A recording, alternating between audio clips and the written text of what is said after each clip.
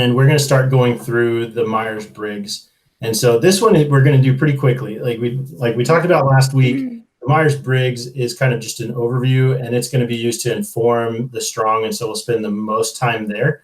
But as you went through the session last week, or if you just read the text or looked at the information about the Myers-Briggs, you know you'll get a 4-letter code. In the session last week, we asked you guys to kind of identify what you thought you would be.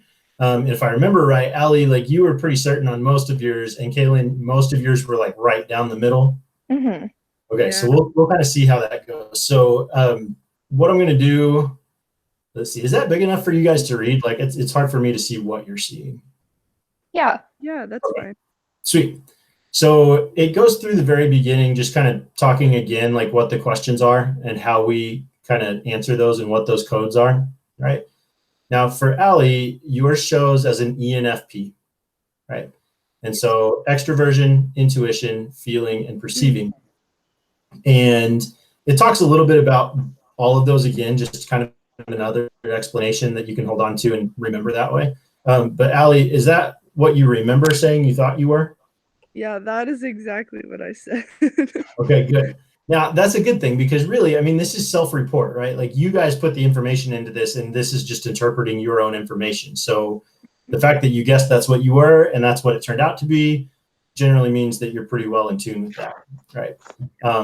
And so that's a good thing. And what I want to make note of here is this scale, right? Oh, so yeah, you were pretty polarizing for the most part, Allie. Extroversion was in the very clear, like very little of you as an introvert at any time.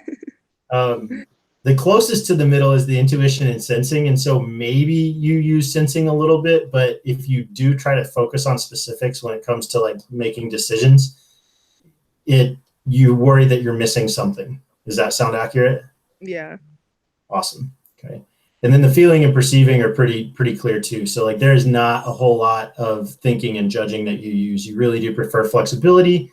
And when you're finalizing a decision, you prefer to go with what your gut says as long as everybody else that you care about agrees. Yeah. Good. Okay. So Kaylin and Michael, do you guys have questions about yours particularly? Like, can you tell me where yours are and what your codes are? Yes. So I did have a quick question. There was one that I was just really surprised about. Sure. I ended up just barely coming out on the perceiving side with a 2. Okay. And I feel like that's just because of the situation that's going on right now. Like I feel like I would normally never end up on that side of the scale usually. Yeah, and that is entirely possible. That like right now, the way you feel and the way you think through things and your perception of things has changed. So yes, the fact that it's a 2 means that it could just be either an off day or a product of our current situation. And then for the most part, you would be in the J realm, right? Even if that's not the case, one of the things I often find too is that like people who are on the line will have days where they're more perceiving and days where they're more judging, or even like areas of life, right? Like whereas you might be more structured and ordered, like at school or at work, you like to come home and have a lack of that because for some reason that creates balance.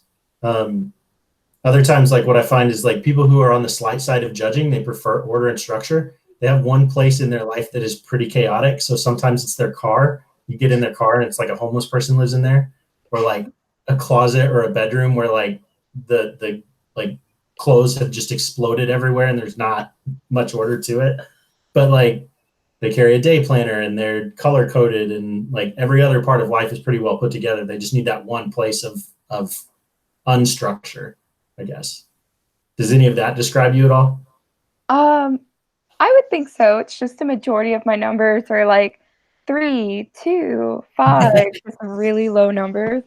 Yeah, which is exactly what we called, right? Like when we were describing it, we talked about how you were going to be right in that middle, which meant that you probably use those things pretty interchangeably and depending on the situation. But if I remember correctly, you were saying that you would be in this light for the most part with like ISTJ. Yeah, I ended up just barely shooting over to the extrovert side, but once again, I feel like, especially with the virus, just a lot of things have shifted. Yeah, right. And like a slight introvert could easily become a slight extrovert when deprived of that, right? Mhm. Like that makes a lot of sense too.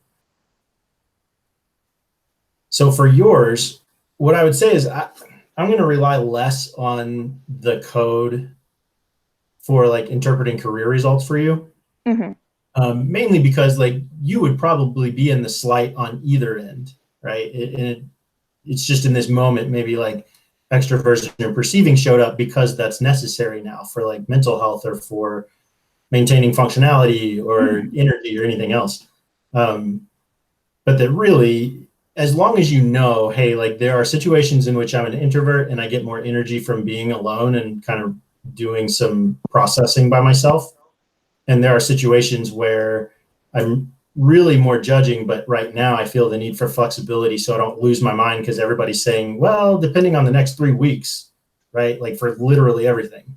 Mhm. Uh, it could be that this is like survival personality you, and then like when things are a little bit more normal, things shift a bit. Yeah. So that makes sense to me. Okay, good question. Anything else there?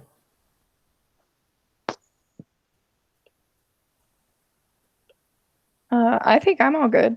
Okay, Michael, how does yours look? How do you feel about those? Um, I think mine is pretty accurate, to be honest. Okay, Yeah. good. Nothing that you feel like is either higher or lower than you would anticipate? I'll say for introversion, I feel like that one's pretty high. Okay. Like, was Yeah, that in the very clear or clear for you? yeah, it wasn't clear. Okay. So you feel like you're less introverted than that shows? Yeah, Okay. So in the clear realm, the way I generally like anything like less than very clear means that there are parts of you that would use the other side. So Michael, in your situation, being in the clear, I would generally say that if this is going to be the way a lot of this feedback goes, is I'm going to give you a hypothesis that based on what I know about the assessments, you tell me that if it's right or wrong for like your personal experience, right? So usually when I have people who are in the clear with introversion, but say they like find themselves being more extroverted than that, what I would assume is that you have a pretty close knit group of friends that when you're around them, you are extroverted. You get energy from being with those particular people. But if yeah, we're talking about like getting energy from just groups or parties or classes or just being around other people that we don't know, you don't necessarily get energy from that. It's more from your personal relationships that you feel close to. okay. Did you say that's correct? Yes, sir. Okay, good, good, good. Okay. All right, so let's move on. We're going to keep going. This ENFP snapshot, or for those of you who have different codes, it's a little different. Just gives you some bullet points. So Ali and you guys too, read those bullet points on yours and tell me if those describe you for who you believe yourself to be. For mine, I think yes, that is very accurate. And I was actually whenever I got him back, I was really excited because it's a lot like me. And I think that this is actually because we took one for soccer and it was kind of the similar thing. And it was this too. And I was reading them to my mom and she was like, yep, that sounds like you. So Yeah. I always like that, like when we can compare notes with people who know us and they're like, oh yeah, that's exactly how I would have described you. Like, yeah. it's kind of fun. Good. All right, Kaylin and Michael. I feel like this is pretty spot on. Yep. Okay, good. So like maybe if the code was just barely off, these descriptors are a better picture of who you believe yourself to be. Yeah. I Good. would. Mhm. Awesome. Yeah, mine the same way. I see Perfect. mine as very accurate. That's good. I like when we get more in depth here that we see like how they're describing us. And those are things that we see like, yeah, that's actually who I identify as. Like those are all parts of who I think I am, right? Or who I try to be, or even like for some of these things, it might be like, well, I may not try to be that person, but like that's who I am for real. Like, yeah, absolutely. Okay. Good. Okay, so let's keep going. That's really kind of the end of the Myers-Briggs. Really, the idea there is just to make sure that they're getting a good read on us and we feel like that's accurate. So with Kaylin, maybe there's a little bit of wiggle room in the scales. And we'll see how those play out within the career assessments. But for Allie and Michael, that looks really good.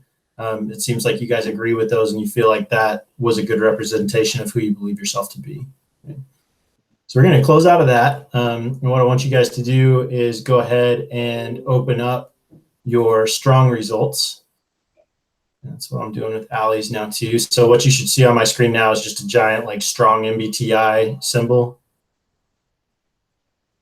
You want to know something really fast? I don't think I got that. Uh-oh. All right, let me try to Nope. resend it. So they very often look alike. Some of them will end up going to like your trash email, which is super frustrating and crazy. I'm going to email all three of you that again and make sure. They're usually titled the same thing too, which is super frustrating. But one is a very much bigger download than the other. So when you guys have yours open, it should look very much like this. So tell me when y'all are looking at that for yourself. I found mine. Okay. Yeah, I have mine too. Okay, good. So everybody good? Yes. Awesome. Yeah. Okay, so we're gonna run through this. This is the part that can feel like there's just a ton of information and that we run through it really quickly, which we will. We'll have some time for questions to stop and we'll do some check-ins. But today is more about just getting you used to what you're looking at. And then if any of you guys want a one-on-one session, by all means, let me know or let Grant know. And we'll schedule a one-on-one like Google Hangout to go over your specific results and your specific questions. Does that sound good? Yeah. Okay. All right. So for Allie, we're going to kind of scroll through. Page 2 is kind of a description of what you will see. So if you're handing this to like a coach or a parent or a friend or something, they will generally know what they're looking at and how to read it. But the first bit of our results is going to be here on page 3. We're talking about the general Holland code that we were talking about on Thursday. And so, Allie, yours shows to be social, realistic, artistic. Then the lower 3 are enterprising, conventional, and investigative. They say your highest themes are social and realistic. So for you, I would say there's probably just like a primary 1 or 2, and that you're going to find very few in the other 4.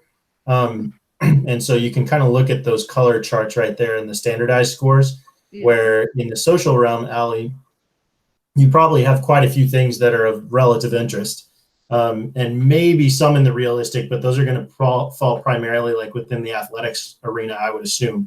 And then the others, you would pretty easily say, yeah, I just don't think of much in there that I like. Is that accurate? Yeah, basically. Okay. Do you feel like that's the order you would anticipate and like everything looks to be in place? So I mean there's like a couple unrealistic that like machines and computer networks like that. No, that's not me. But Yeah. the athletics and the outdoor stuff, yes. Yeah. And the people and teamwork and that is very me. Yeah. Yeah.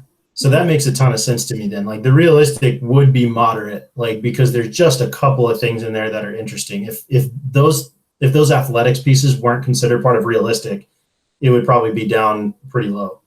But yeah, like the social aspect, the people aspect, working with athletics, that's why realistic is up on your number 2. Okay, good. All right, so Kaylin and Michael, what are you guys looking at? What are your top 3 themes or top 2, and what order do you have them in? Do you think that's right?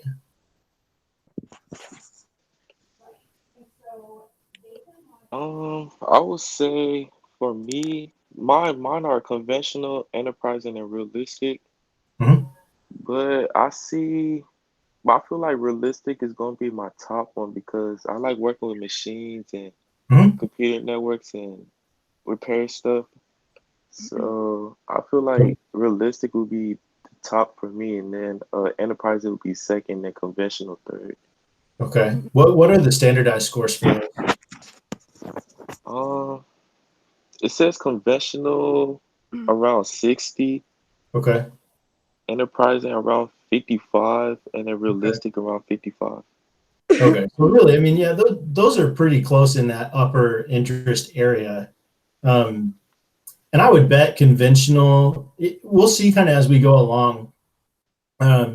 My bet is that there are lots of things that have both like realistic and conventional qualities. What you guys will see in the career codes as we look at them is that most like jobs, most career areas, or most areas of study aren't just one, right? They have two or three different areas of that. So, for instance, I do advising for finance and accounting. Like largely, those are conventional type areas because you just learn a process, you do it, you repeat it. But they're also enterprising, and very often they're social as well. So, I mean, there's a lot of various aspects of those things. So these are just trying to say, like, okay, in general, like, do we value these things highly or not? And so I think that works out.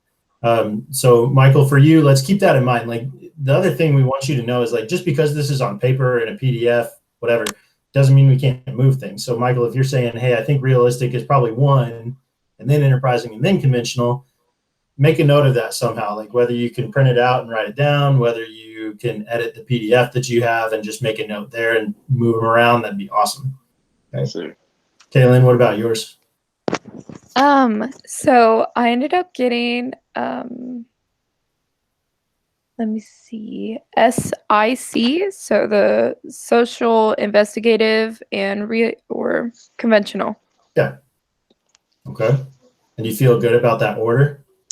I feel kind of, so I was kind of taking a peek in the other categories, and I noticed that my major right now is currently in the realistic section. Yeah. And Yeah. I ranked 4th in realism or realistic. Sure. That makes a little sense, right? Because like we're not wanting to stay where we're at, if I remember correctly. Yeah. And the investigative is there too, because generally, like your majors have been within the sciences somehow. Yes. So that makes sense. Mhm. So what do you think your top one should be, or is? I think social's correct because I Social. remember that being the core in all of my major decisions. Yeah. Okay, good.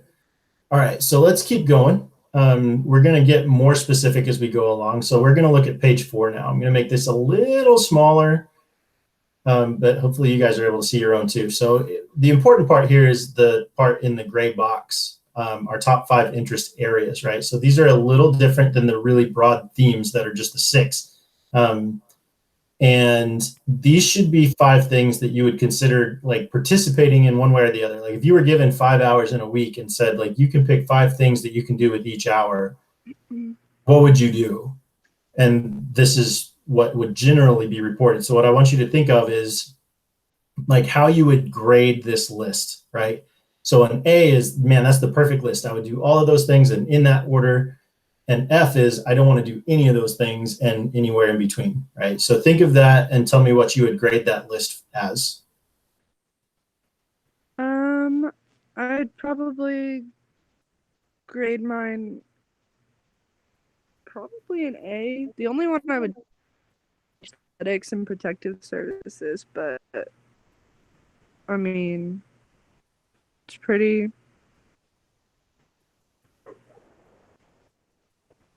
Close. Yeah.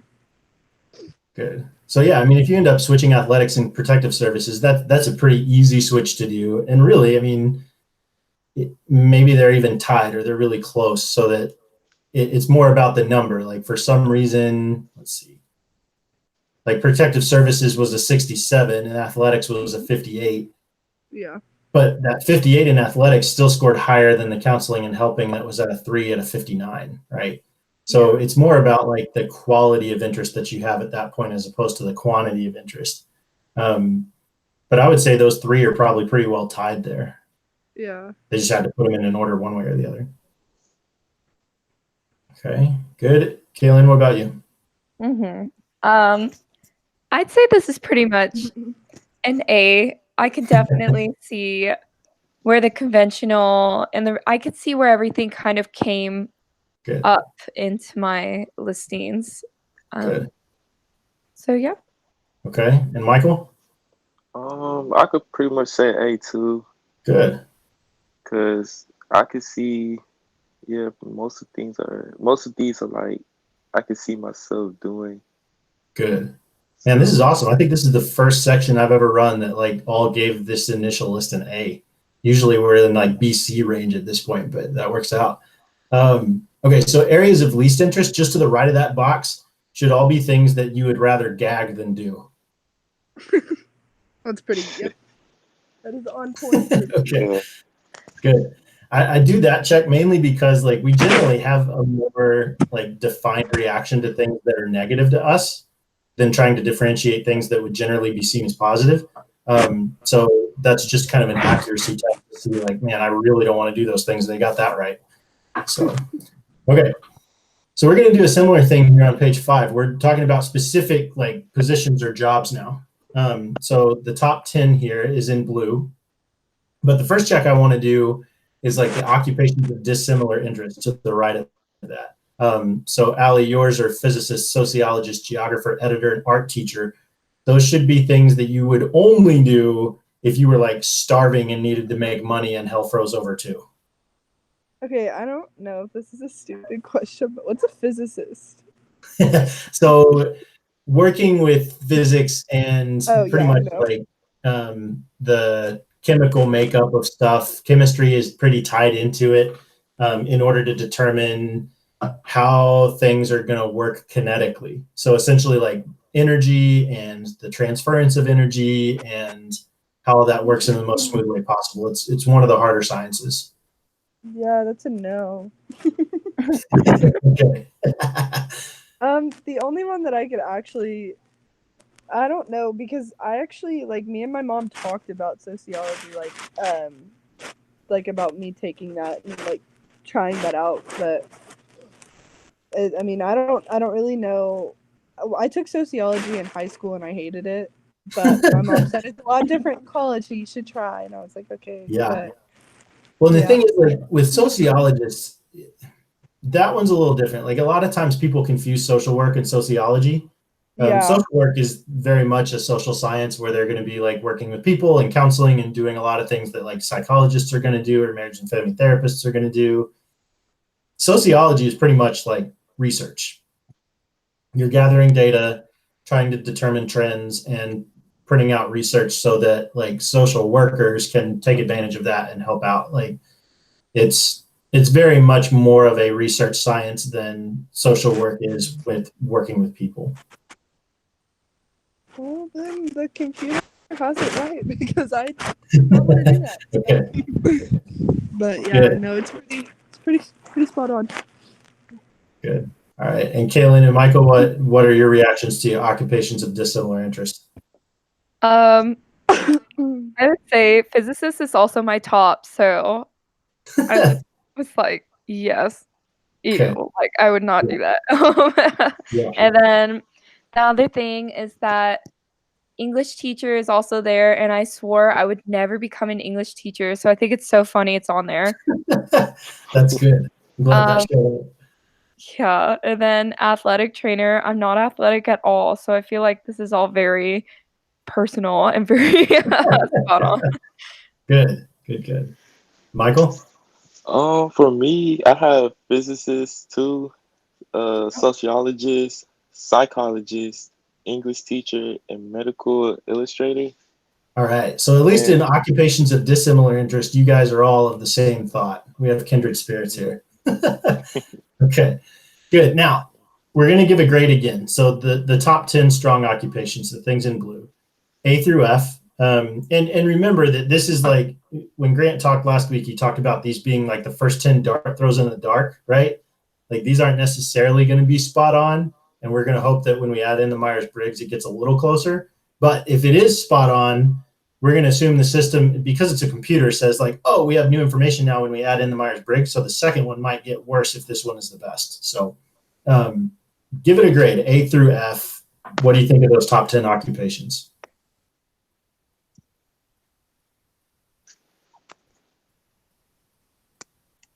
I would say a sorry. C. A C? No, that's okay. A C, yeah. Okay. So like there's some on there that you're like, man, I would consider those, but then the rest you're like, yeah, this is kind of 50-50, not great. I mean, I could see where they're pulling from. I just, yeah, I'm kind of, they're like passing. I'll give them a 70. Okay. Now, keep in mind too, I think this is probably especially applicable for you, Kaylin. This test is a little interesting in that it picks up kind of where we've been. So I grew up in Colorado. We had snow a lot. And one of our favorite things to do is walk through the snow and see where the footprints had gone and like try to match footprints with people. It's kind of like that. Like you've been through several sciences and things that you've already determined, I don't want to do this. And so I would assume that some of those are actually showing up or something similar to them. Actually, it's a lot of data related work. Okay. So stuff you just know you don't want to do anyway. I'm just really confused right now by the top 10. Okay. So for you, we're going to say, hey, like we're going to ignore this, like for now. For now. And then I'll talk to you guys about strategies of creating your own top 10 as we go through. Okay. All right, Michael and Allie? I'll say for mine, probably a B. B? Okay. Because so mostly good, but like a couple that you would pitch? Yeah. Good. Awesome. Mine is probably, I kind of want to say like a C or a D because there's very few things on here that I could actually see myself doing. And I got bartender. Yeah, bartender. There are several. Okay, so listen, like you guys will have results because this is not just for like people who are going through college, right? Like, so you're getting things like bartender, probably production worker, florist, flight attendant, like stuff like that. Where it's like you guys could, if you wanted to stop school right now and go make money, you could probably go do those things and be fine, right? Mm-hmm. Right now, we're not looking necessarily for perfect job fit. We're looking for what do these things have in common, right? And themes that are there, which is why they list those like codes next to them. Mm-hmm. And so, Allie, when I'm looking at yours, I'm seeing things that have a little bit of structure and predictability, things that you can learn and do well. I see a lot of social in that and a lot of the realistic piece. So working with people, working with your hands, or producing something by like physical, like production, right? And really, like what I tell people is like, yeah, when you look at like bartender, production worker, florist, those things, sure, if you're not getting a degree, those things are fine. But if you're saying, man, I don't need a degree to be a bartender, well, if you really want to be a bartender, go get a management degree and own your bar. Like, do it at a high level because a college degree can enhance that kind of thing. Or if you want to be a production worker, go get a degree in like human resources or something and like run a plant, like be in charge of people so that you can help them do their jobs better, but it's still in the same kind of area. So you've got a lot of the same like values and results, right? Yeah. Okay. All right. So for now, like Michael's is probably the best at a B. But you guys, we're going to hope that adding in the Myers-Briggs makes life a little better and know that if it doesn't, then we have another option to create our own dang list. It'll be great. Now, if you want to research any of these, anything in blue is a link that you can click and it'll take you to the ONET site that'll kind of tell you more than you ever want to know about any one career. It's kind of like reading the phone book. It's interesting for about 10 minutes and then you're worn out. But it is a really good resource because you can find job openings, you can find internships there, you can compare like income averages for different states and different countries. Like it's pretty inclusive. Okay. All right, so page 6 and 7 and 8, we're going to skip for now. Kind of like before, like these are the colored charts. They can kind of show you where your top 10 came from, but they can also show you things that are really close. And so if we end up creating our own list, this is where we're going to come to find those things. Okay. So for now, let's go to page 9. we just want to make sure that this is still accurate because we didn't give those great scores. So what I'm going to do is I'm going to work through these scales. I'm going to tell you what they mean, like what they're trying to measure, and then tell you what the far left and the far right kind of represent. And then I'll let you know what the diamond placement means to me, right? And then what I want you to do, Allie, specifically, is tell me if that's correct for who you believe yourself to be, or if it's not, which way you would move that diamond, okay? Okay. And for Kaylin and Michael, I want you guys to kind of pay attention to my examples and figure out like where your diamond is. If you feel like you can adjust based on what I say, great. If you feel like yours is just way off and you don't know where it lands, then ask me and I'll help you determine what that means. Okay? All right, so work style is trying to figure out like how closely you want to work with your peers, really. So the far left is close my door, leave me alone, don't talk to me, just let me do my work. Far right is, can I please share an office because I get lonely sometimes, right? So Allie, you're to the right of middle, which to me means that you want your own space and you want control of your door. Generally, you're a door open kind of person. You don't mind people walking in and talking to you. But when you really need to buckle down and get something done, you want to be able to close the door and focus. Yep, that is me. Good. Okay. Kaylin and Michael, do you guys have a question about that one? I feel good about this one. Good. Yeah, I feel good about mine too. Awesome. All right. So learning environment, it really just has to do with how you take in information for the very first time, right? So the far left is, let me use an example. Like I'm assuming, well, maybe you, Michael, based on your profile picture there, like if a farmer's tractor broke down and they brought it to ACU and brought it to U3 and said, hey, you have to learn how to fix this. I'm assuming none of you have actually fixed a John Deere tractor before. Nope. No. Okay. So it's relatively new information, right? And there's two ways you can do this. You can either learn it by academic standards, where you watch a PowerPoint and you learn it for 6 months and then later you go do it. Or you can do it physically, where you go out to the tractor and you mess around. You probably break it more than you fix it at first, but eventually you learn how to do it, right? So the practical, the hands-on version is the far left. The academic version is the far right. Allie, yours is leaning pretty far left. So what I would assume is that you would say, hey, I really want the PowerPoint because I need to make sense of why I'm doing what I'm doing, but I want to be doing it like right then and there. Like it needs to be more like a manual that helps me learn step by step as I'm working on it. You don't want there to be a delay in information, but you don't want to have to mess with it just to figure out what you're doing first. Yeah, no, I'm a very hands-on person. But like I would probably like be watching a video or something while doing it. I feel like if I tried to like do just like the PowerPoint and then like whenever I'm done with that, then go back, like I would be I would forget something or right, whatever. So that's pretty for smart. sure. Okay. If I can mention, so I scored it in the mid-range for almost all of them, but learning environment was the only one where I actually scored a straight 50. Okay. Like right in the middle. Yeah. So that one really, I mean, just being in the middle range means that you really do prefer both. Like it means you're flexible in the learning environment. So like if you were out at the tractor, you definitely want the PowerPoint. Like you want to know the academic side of it. Mm-hmm. But if you're in the classroom, you want the part that's broken to be sitting in front of you so that you can kind of manipulate it and understand it physically while doing academic learning. Yeah, that's perfect. Good. Awesome. Okay. And Michael, you feel good about that one? Yes, sir. Mine is really, mine is way to the left. Yeah. The clear section. So that really describes me because for me, I'll just go straight to it and just, from experience, just try and see if I can figure it out.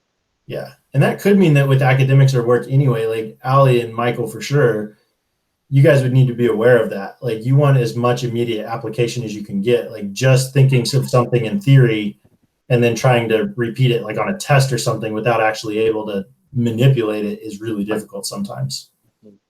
So yeah, well, not only that, but I would get bored, definitely. Yeah. Oh, absolutely. If I just had to do something with that. So. Yeah. Good. Okay. All right, leadership style. This has nothing to do with how good of a leader any one of you will be, or can be, or are. Right. This has to do with like how a team functions. Right. So like when you get a group of people together for the very first time, who takes leadership and how do you interact with that? Right. The far left is, please don't give me leadership. I hate telling people what to do. I hate organizing things. I'm a great team player and I will play my function, but don't make me lead. And the far right is, I will punch every one of you in the throat until you declare me your leader. Right. So, Allie, you're left of middle, which to me means that like you will wait back and see. Like if somebody really good takes leadership, or if nobody takes, like if somebody is given leadership, you're like, okay, great. Like they obviously deserve it. This is fine. Like I'm good with this, and I'll play along. If you are given leadership, you might be a little reluctant at first, but like when you feel comfortable, or like if it's something you feel like you're good at or with, then you go ahead and take it. But usually probably what happens is that you're in a group, nobody takes leadership, you roll your eyes really hard and you're like, okay, fine. Like if nobody's going to do anything, I will do something. But when we get this ball rolling, it's going to roll on its own. Yeah, that's pretty accurate in high school. So I played soccer in high school and stuff, and in high school during soccer, so it like I feel like it takes me like a long time to like be comfortable with being a leader, because I wasn't captain, and I wasn't like talking to the team and stuff Sure. until like my senior year. So it takes me like a while to get comfortable with it, but like once I am, like I'm pretty good. So good. So that does describe you then, it sounds like. Yeah. Awesome. Okay. What about Kaylin and Michael?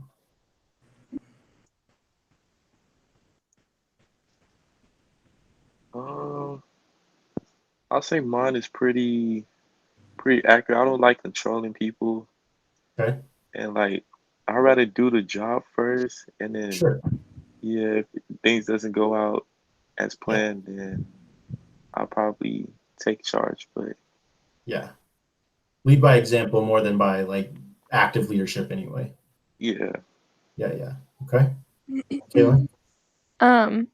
So I got a 48 on this. I have had leadership positions in the past, but I guess as I've gone into college, I kind of realized it can really go both ways. Sure.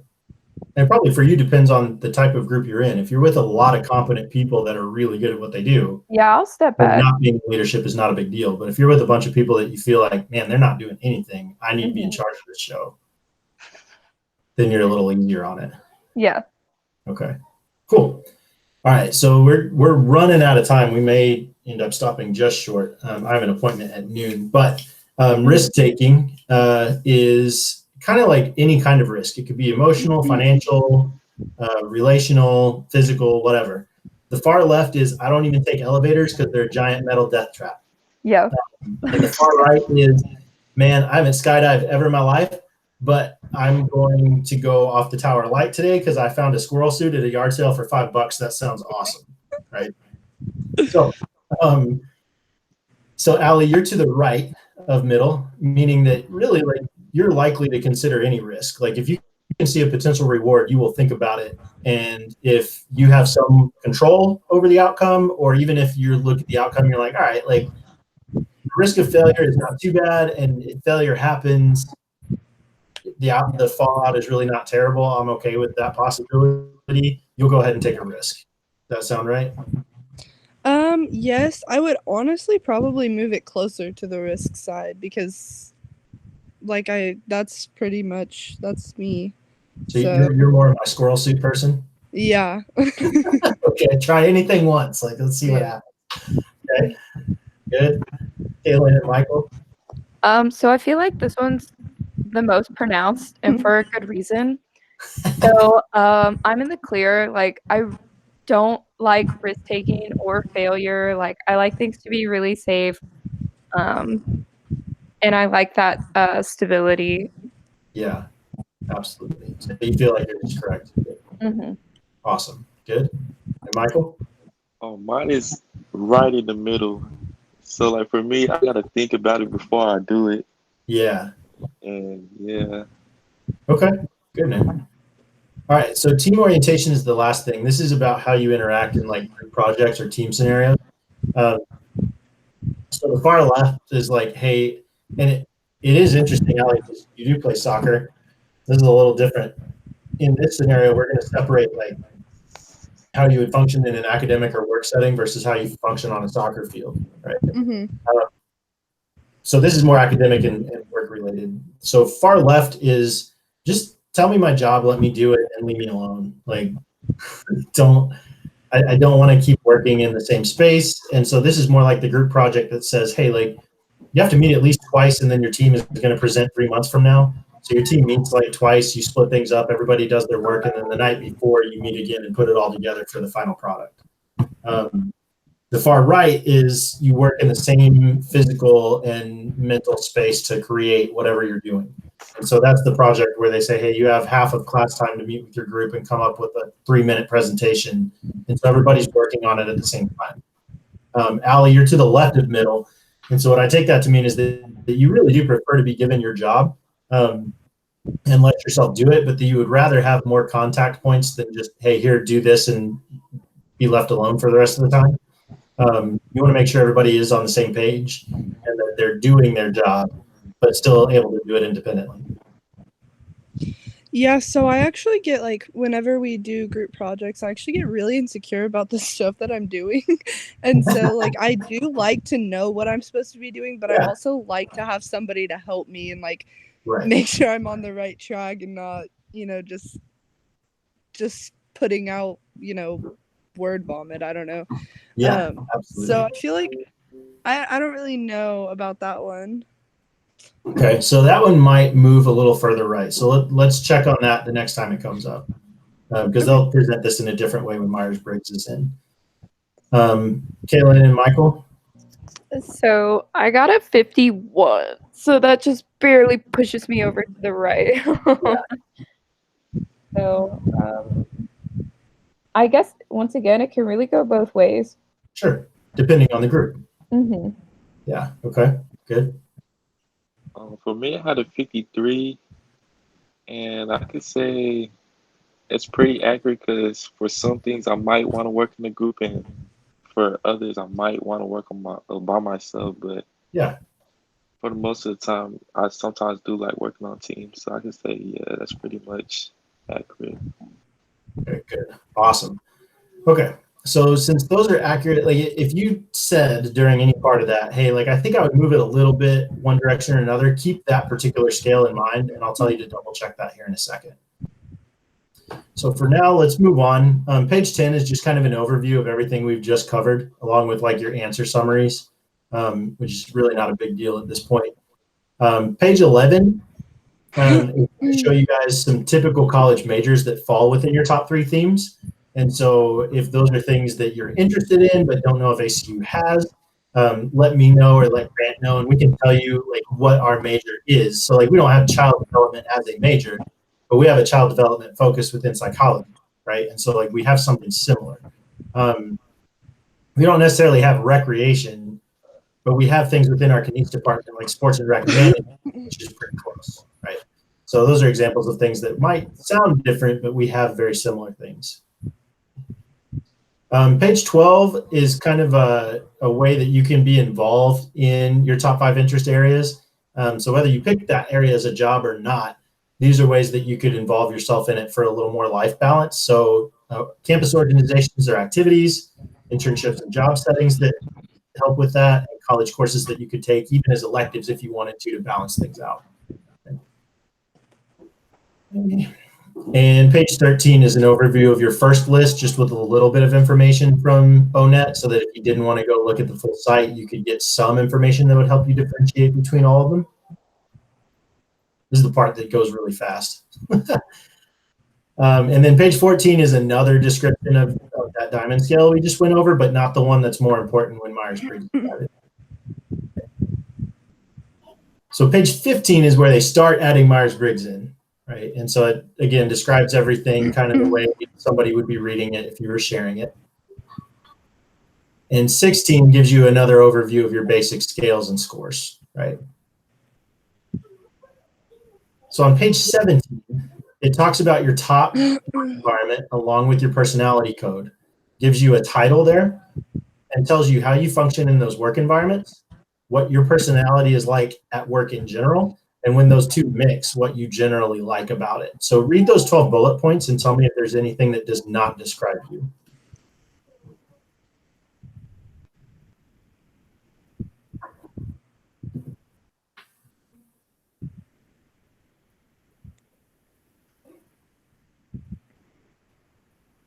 The only one that I see on here that that's kind of is the enjoy change, because I really don't like change. Okay. I like changes in changes in like everyday life. Like I don't like getting up, going to school, going to soccer, doing homework, going to bed. Like I would rather like get up and then do something, and then in free time like go drive around or go like do something like I like especially like over the summer and stuff. Like I don't like just doing the same. I like going to travel and doing something, or Yeah. So that's the only one that I kind of disagree with. So let's see. Which bullet point was that again? It's on the ENFP at work, Yeah. and it is. Okay. So what you just said sounded like it lines up with that, like adapt easily and enjoy change and variety. Yeah, but I don't like I don't know. Like there's like some things that I like to change and some things that I don't. Sure. So I would focus more in on the word variety there, where it's like I don't want like major life altering change. Like that's not great, but I want the choice to do some things that I like here and there and be in control of that. Yeah. Okay. Good. Okay. Kaylin and Michael, anything for you guys? No, I feel pretty good. Good. I'll say mine is pretty good too. Awesome. Perfect. Okay. So let's scroll down. This is the diamond scale again. So we're not going to take time for this right now, but I will tell you that at this point, if you guys said that there was something that needed to be moved in a direction when we did the diamond scale interpretation, check this particular scale, because this has to do with your personality and like work environments. And so if this is more descriptive, then we can say they safely got us. But if it still doesn't sound right, then we need to note that and know that we function a little bit differently than it says. Okay. And this would be something that we would address like if we did an individual session for sure. Okay. So let's scroll down further. Page 19 and page 20 is where we're going to see new results from our strong, and the things that include our Myers-Briggs code. So there's 2 usually on the first page and then 8 on the others. But read through those and tell me if those are more accurate or a little better than your initial list of 10. A farmer? You got farmer, huh? So maybe not entirely. Now, I'm not saying every one of them is going to be better. I'm just interested, like if you rated it a C or a D, like, is this one a better list? Like, would this get a higher grade, even if it's not perfect yet? I would say a D. A D, okay. For me, this one is definitely better, because the only 2 that I don't really like is the account manager and bartender. Yeah. Okay. Good. The other ones are definitely, yeah. Yeah. And really, advertising account manager, if you look at that, that's such a personal, like, relational career. Like, really? That's up there because you're really doing a lot of talking with different companies and people and formatting, like, your product to their needs and then getting it to the designers to actually get that done, right? So that's probably less because that job sounds awesome and more because that is such a relational career. Yeah. Okay. Good. And Michael? Mine would be a B because I can never do a military officer. That is, I don't know. Fair enough. Yeah. Fair enough. Okay, so the cool thing about these lists is that they're never like 100% perfect, because when you're just picking 10 out of hundreds of thousands of possibilities, A, that's overwhelming, and B, like you're never going to get 10 out of 10 as your perfect 10, right? So what I would say for all of you is like work with the list that is the best list, decide which things you want to keep, and pitch the things you don't, right? Some of you might end up with a list of like 5, which is great because that just means you've narrowed things down. You don't have to have a list of 10. But if you want a list of 10 to work with next week, or not next week, but Thursday, then go ahead and go back up to those colored scales on 6, 7, and 8, right? Is it 6? Yeah, 6, 7, and 8. And pick things that are close. So like if Allie didn't like bartender, okay, like mental health counselor was also up there, but like if you come down, occupational therapist, I don't remember making that list. Or recreation therapist, that could be there too because it includes the social and the recreational part. So that could be a possibility. But make your own list. Create a list that you feel like would be an A list. So maybe like you do only have 5, or maybe you have 3. Maybe you have 10 or 12, but like you want it to be a list that you feel pretty confident and comfortable with, okay?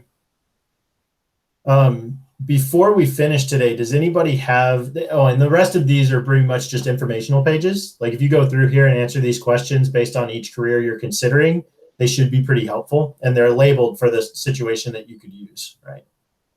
But that's all I have from that standpoint, from just the interpretation. Are any of you interested in wanting to schedule like an individual meeting? Yeah, that sounds good. Okay, good. So Kaylin, like what I would have you do is shoot me an email and let me know that. My email is kent.akers@acu.edu. Can y'all see my name on my window?